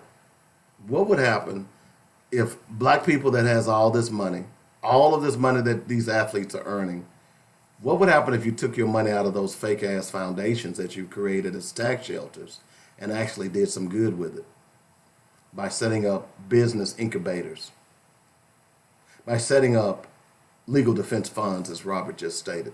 That's why I'm bringing this up. It's because, number one, this young boy should not have to cut his hair. You see, the attack on his hair is an attack on his race. I know you all don't get that. And they try to hide it under a dress code. So let me ask you a question. If hair cannot touch the ear of the collar, does that apply to girls as well? Nope. So that's discrimination. Why is it that the girls can have hair? Now, I know this may sound ridiculous to you all, but we're living in an equal rights society now, right? Yeah. So if the girls can have hair, see, this would be my legal argument. If the girls can have hair past their ears and touch their collars. Does he play sports? It didn't say that he did or didn't. So let me tell you something I always find very interesting. So anytime you had these conversations, right? Mm-hmm. One thing you never hear. Mm-hmm. You never hear some coach somewhere saying, well, you had it with the wrestling coach somewhere, right? Mm-hmm. But you never hear a coach saying, you know what, guy, I'm not going to let you play if you don't cut your dreads. You never hear that, right? You never hear that when it comes to football, basketball. You never hear that. You don't hear it now, but some coaches are like that. Oh. There are coaches who want you to be clean shaven. Look, the Boston Celtics is one of those teams. Okay, so even the Yankees and the Yankees are say one. that, yeah. But my point is, this is my point though. I'm talking about high school. Mm-hmm. How are you going? We are constantly allowing people to regulate what they think is acceptable for us. Mm-hmm. That's unacceptable. That's the point. That's totally unacceptable. But That's we the do point. it though.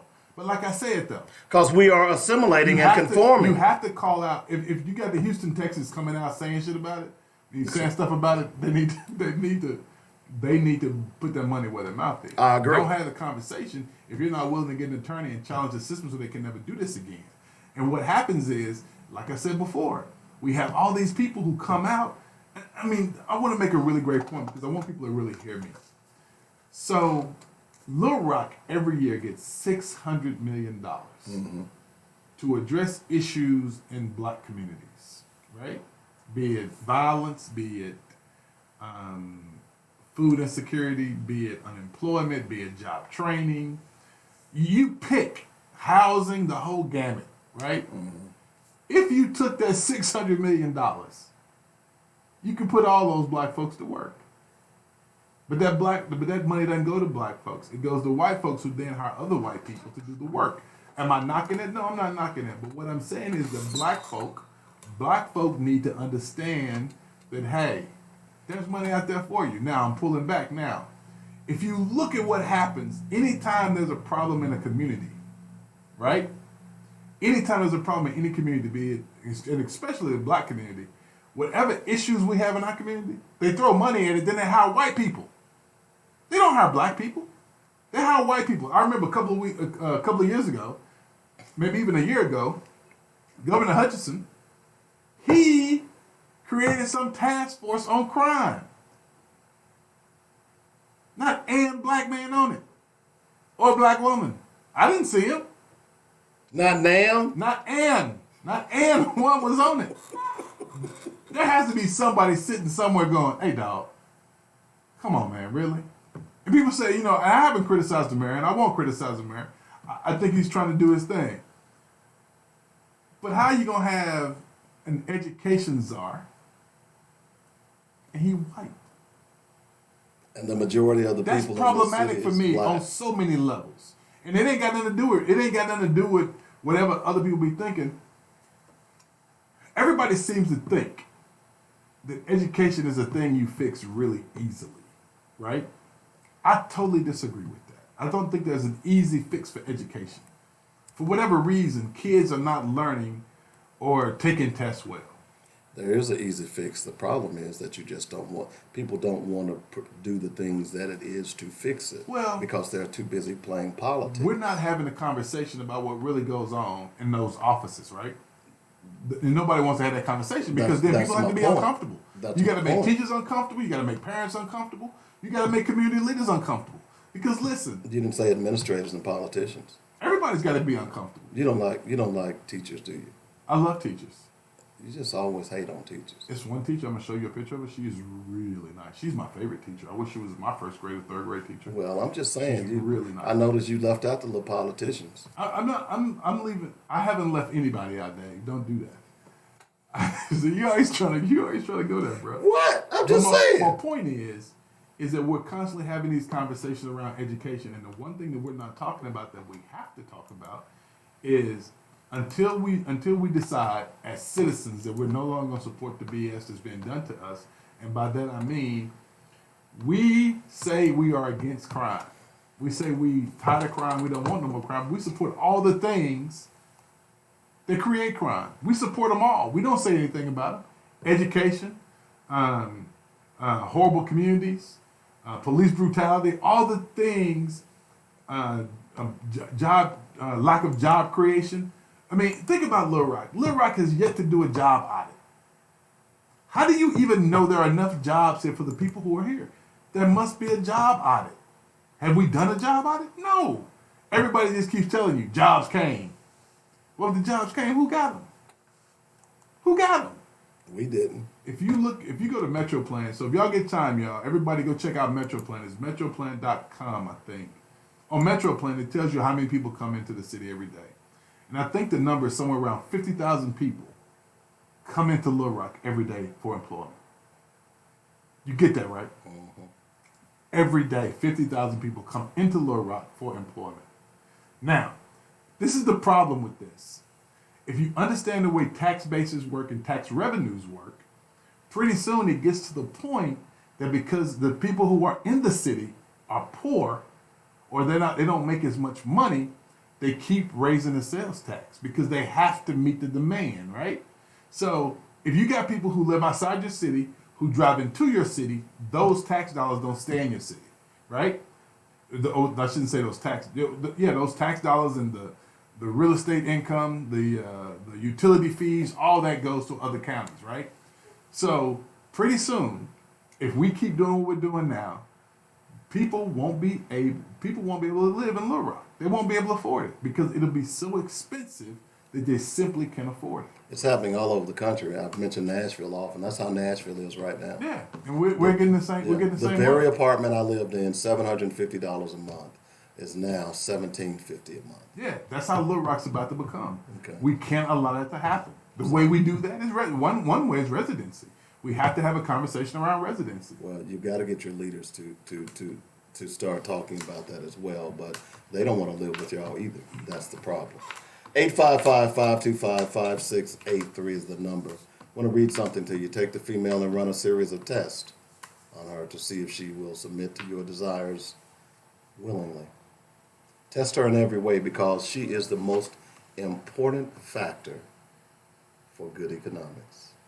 If she shows any sign of resistance in submitting completely to your will, do not hesitate to use the bullwhip on her to extract the last bit of resistance out of her. Take care not to kill her, for in doing so, you spoil good economics. When in complete submission, she would train her offspring in early years to submit to labor when they become of age. Understanding is the best thing. Therefore, we shall go deeper into this area of subject matter concerning what we have produced here in this breaking process of the female nigger. We have reversed the relationship. In her natural uncivilized state, she would have a strong dependency on the uncivilized nigger male.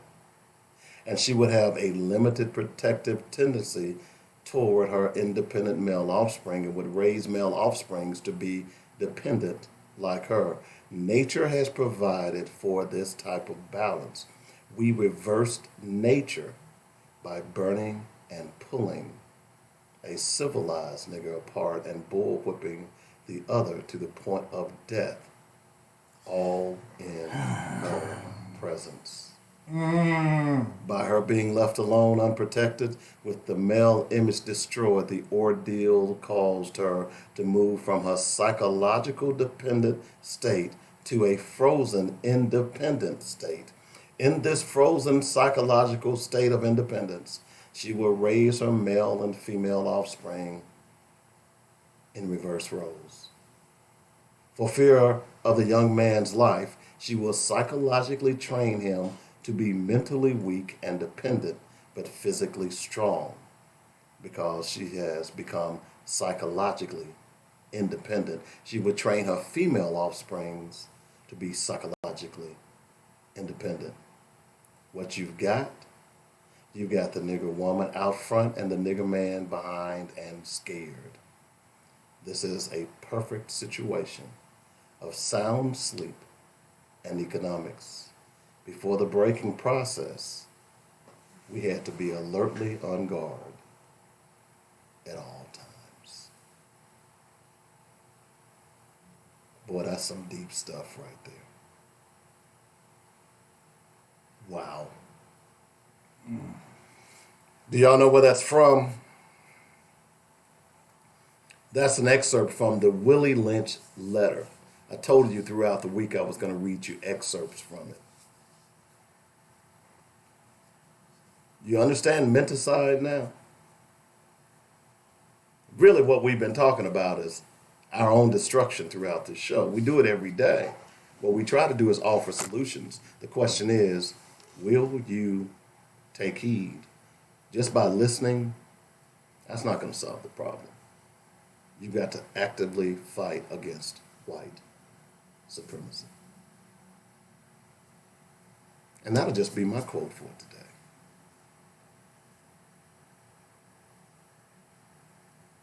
You there, Robert?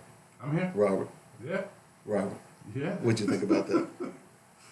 I'm speechless right now. Why are you speechless, Because, Robert? man, That's some crazy. deep stuff, ain't it? Yeah, you gonna be mad at me when I read this quote, though. Go ahead. Nah, I'm waiting. You were supposed to have your quote. I'm waiting, man. You have your quote ready? No, not See. even close. I told you at the top of the hour, just keep that little quote you already had so you wouldn't run into this problem. But you might as well go ahead and say it because we're going to wrap up the show right now. Hope y'all enjoyed the show. We had fun as always. We always try to drop knowledge. And apparently someone learned something today. I want to tell all my white friends I love y'all. Thank y'all for listening.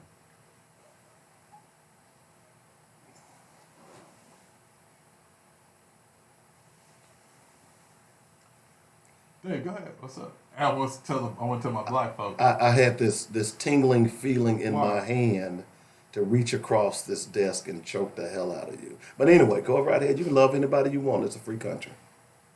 This quote right here, I send out to everybody, especially black folks. It's going out to y'all. I'll tell y'all who said it after I finish. They say they don't like my methods. Well, I don't like theirs either. I really don't like to have to do things the way I do.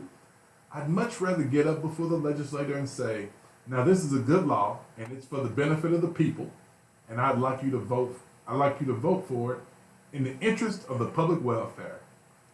Only I know that law ain't made that way. You gotta fight fire with fire. Who you think said that, Dave? Fannie Lou Hamer. No. Huey P. Newton. Huey P. Long. I'm sorry. I wanted to say Newton. Huey P. Long, man. That's his quote. And hey, as always, I'm going to tell y'all, man, black folks, spend money in your own community, because if you don't, you know what, I'm changing that now. I'm not going to say that anymore. Invest in your own community. If you don't, no one else will. Peace. And just a reminder that if Democrats hadn't won the House in 2018, all of this that's going on right now with Donald Trump would have been buried by the Republicans. So you say your vote didn't matter, and your participation heading into 2020 also matters. Get off your duff, get somebody registered, and let's run these folks out of office on a rail. If it has an R behind its name, just think repugnant. Y'all have a great day. By the way, repugnants, y'all are more than welcome to come and debate me on this show. Scared of cats. All right, we'll see you tomorrow. Black Focus Radio, the Friday edition.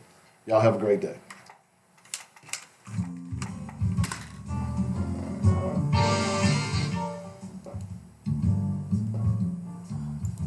You've been listening to Black Focus, where we discuss our issues with our solutions and our voices. Join us every weekday afternoon at 1 p.m. on JournetRadio.com. Y'all have a great day. Thanks for listening. Spread the word.